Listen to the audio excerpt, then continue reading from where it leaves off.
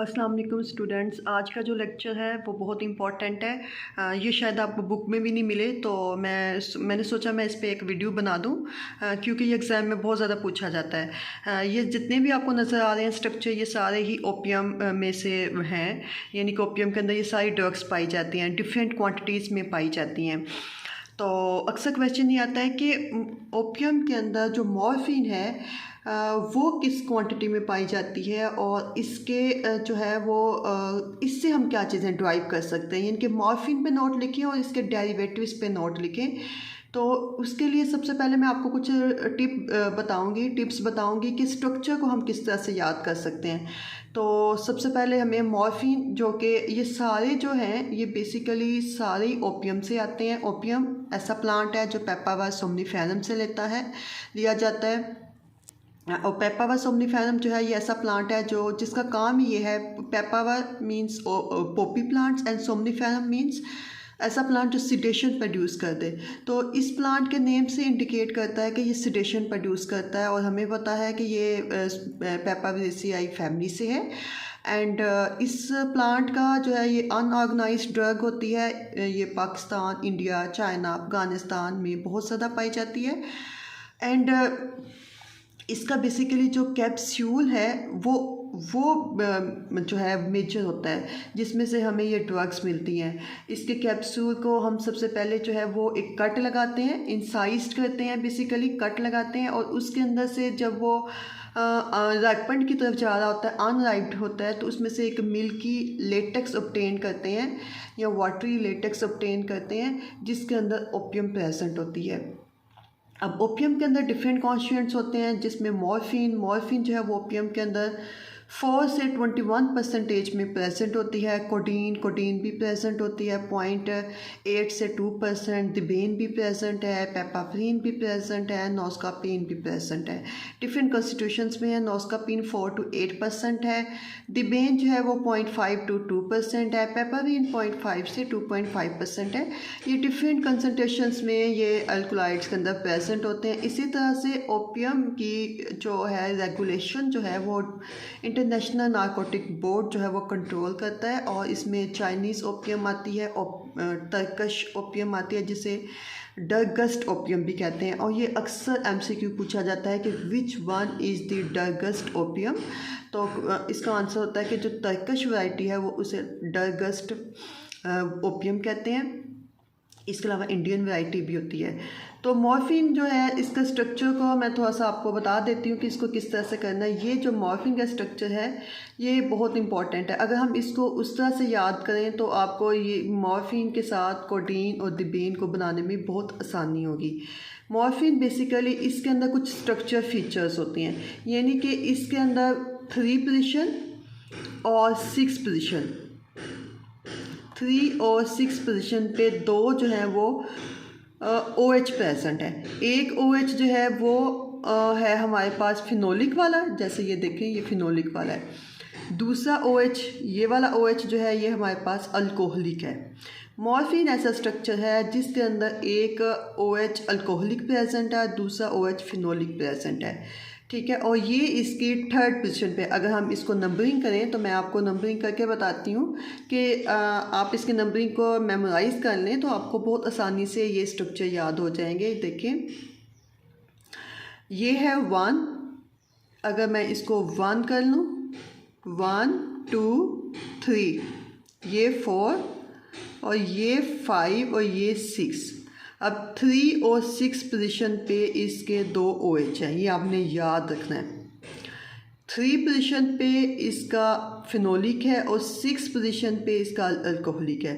6 के बाद ये 7, ये 8, उसके बाद ये जो है 9, 10, 11, 12 और 13, ये 14, ये 15, ये 16 और ये वाली 17। अब इसकी एक इम्पॉर्टेंट खसूसियत ये है कि इसकी जो 13 पोजीशन है ये वाली, ये क्वाटर्नरी कार्बन होती है, ठीक है। क्लास स्टूडेंट्स आपको समझ आ रही होगी कि हमने जो चीज़ें याद रखनी है कि 13 पोजीशन इसकी क्वाटर्नरी है। फिर इसके ऊपर जो है वो एक ब्रिज बना हुआ है, 2 कार्बन का, जिसको हम 15 और 16 कहते हैं। ये C15 है, ये C16 है। इन दोनों के साथ इसका एक ब्रिज बना हुआ है N टर्शरी अमोनिया का। ठीक है, ये इसकी फीचर्स हैं। मैं अगेन रिपीट करती हूँ, 1 2 3 4 5 6 7 8 9 10 11, ये 7 6 7 8 9 के बाद ये 10 11 12 13 14 और 15। ये 14 एंड ये वाली, ये 13, ये 14 है, ये 15 है, ये 16 है।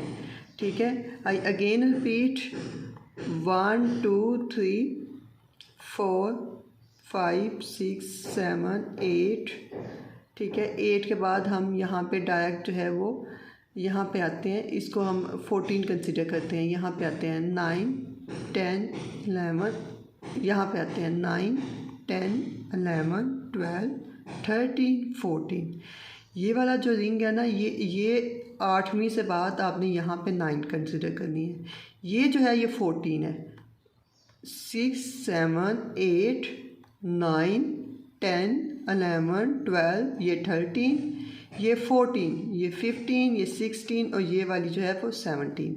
तो इसमें C17 जो है वो प्रेजेंट होते हैं। एक इसमें 15 और 16 का ब्रिज है। 16 के ऊपर जो ये वाली है ये N टर्शरी है। 3rd पे इसके ऊपर OH फिनोलिक है। 6 पे इसके ऊपर अल्कोहलिक है। ये मॉर्फिन है। मॉर्फिन जो है बेसिकली इसका काम क्या है कि मॉर्फिन, आपको पता है कि मॉर्फिन जो है वो सेडेटिव है, एनाल्जेसिक है, लेकिन सबसे मेजर काम इसका एनाल्जेसिया में है। अक्सर हम जो ऑपरेशन करते हैं वहाँ पे एनाल्जेसिक पर्पस के लिए मॉर्फिन का यूज़ करते हैं। इसकी डोज है वो 10 मिलीग्राम होती है। अब आता है दूसरा डेरिवेटिव कोडीन। कोडीन जो है ये ओपियम के अंदर इटसेल्फ भी प्रेजेंट है, ठीक है, डिफरेंट कंसंट्रेशन में, बट हम इसको मॉर्फिन से भी डिराइव कर सकते हैं। सेम स्ट्रक्चर, ये देखें वही मॉर्फिन का स्ट्रक्चर है, बस हमने क्या करना होता है कि हमने इसकी जो 6th पोजीशन है, जो इसकी ये वाली पोजीशन है, 3rd पोजीशन पे OH जो है फिनोलिक OH, 3rd पोजीशन वाला फिनोलिक OH, इसको हमने मिथाइल यानी कि किसी भी अल्काइल ग्रुप के साथ रिएक्शन कराना होता है। मिथाइल के साथ रिएक्शन करा देते हैं तो यहाँ पे मिथॉक्सी बन जाता है। बकाया सेम स्ट्रक्चर है। उसी तरह से 15 16 पे ब्रिज है। उसी तरह से नंबरिंग है 1 2 3 4 5 6 7 8 9 10 11 12 13 14 15 16 एंड ये 17। अगेन वही नंबरिंग है, सेम फीचर्स है, बस एक मिथॉक्सी ग्रुप जो है एक एच को ख़त्म करने पे CH3 लगाया है तो वो मिथॉक्सी बन जाता है। उसको लगाने से इसकी प्रॉपर्टीज़ जो हैं वो एंटीटसिव हो जाती हैं, यानी कि ये कफ को रिलीव कराता है, कफ में यूज़ होता है, एक्सपेक्टोरेंट बन जाता है, एंटीटसिव प्रॉपर्टीज़ हो जाती है। और एंटीटसिव में इसकी डोज जो है वो 10 से 20 मिलीग्राम होती है, लेकिन इसके साथ इसमें एनाल्जेसिक प्रॉपर्टीज़ भी होगी, लेकिन ये लो पोटेंट है एज़ कम्पेयर टू मॉर्फिन के। तो चूँकि मॉर्फिन की हम 10 मिलीग्राम डोज देते हैं एनाल्जेसिया के लिए, तो इसका एनाल्जेसिक पर्पस प्रोड्यूस करना हो तो इसकी डोज जो है वो 60 मिलीग्राम दी जाती है। अब आप 3rd पे आएँ, दिबेन पे। तो दिबेन जो है ये आप मॉर्फिन से भी प्रोड्यूस कर सकते हैं, कोडीन से भी प्रोड्यूस कर सकते हैं, और ये ओपियम के अंदर भी प्रेजेंट होती है। इसमें भी सेम स्ट्रक्चर है, लेकिन यहाँ पे अगर हम कोडीन से प्रिपेयर करेंगे तो हम कोडीन में जो उसकी 6th पोजीशन पे OH है उसको मिथाइल के साथ रिमूव कर देंगे, H को मिथॉक्सी लगा देंगे। ठीक है, तो इसमें डबल मिथॉक्सी लग जाते हैं, दिबेन बन जाती है। इसकी भी बहुत ज़्यादा प्रॉपर्टीज़ हैं वो एंटीटसिव में चली जाती हैं और कुछ थोड़ी सी सेडेशन में चली जाती हैं। इसको हम मॉर्फिन से भी ले सकते हैं। मॉर्फिन के हम दोनों, यहाँ पे OH और यहाँ पे OH, इन दोनों OH को अगर हम CH3 के साथ रिमूव कर दें तो हमारे पास दिबेन बन जाती है। ठीक है, ये होगी दिबेन। दिबेन के बाद आ जाती है पेपावेन। तो पेपावेन के अंदर वही किनोलिन का स्ट्रक्चर है, ये वाला और ये वाला, और इसके नीचे जो है वो एक बेंजॉक्सी है जिसके ऊपर CH3 लगे हुए हैं। पेपावेन जो है ये भी इसके अंदर पाई जाती है। ओपियम के अंदर एंड डिफरेंट कंसनट्रेशन में पाई जाती है। और इसका काम जो है ये बेसिकली स्मूथ मसल रिलैक्सेंट है। 150 मिलीग्राम इसकी डोज यूज़ होती है। नोस्कापीन जो है एन से एन हम तभी किसी चीज़ के साथ लगाते हैं। इसका स्ट्रक्चर इतना मैंडेटरी नहीं है, अगर आपने करना है तो आप कर लें, अदरवाइज़ आप इसको स्किप कर सकते हैं। नोस्कापीन लेकिन इन चारों का स्ट्रक्चर आपने करना है। नोस्कापाइन बेसिकली एक नॉर फंक्शन से, या नॉर का मतलब होता है कि ऐसी चीज़ जिसका कोई पर्पस ना हो। तो बेसिकली इसमें सिडेशन और हिप्नोटिक बहुत कम होती है। एंड इसका थोड़ा सा एंटीटोसिव वाला एक्शन है, क्योंकि आपने देखा है कि इसके अंदर मिथॉक्सी ग्रुप्स बहुत ज़्यादा लगे हुए हैं, तो इसका थोड़ा सा एंटीटोसिव वाला एक्शन है। और वहाँ पे इसकी डोज जो है वो 15 mg है। अब जो मॉर्फिन है इससे हम हेरोइन भी ऑब्टेन कर सकते हैं और हाइड्रोमॉर्फोन भी। हाइड्रोमॉर्फोन जो है ये मॉर्फिन का डेरिवेटिव है और ये बहुत ज़्यादा पोटेंट होता है मॉर्फिन से।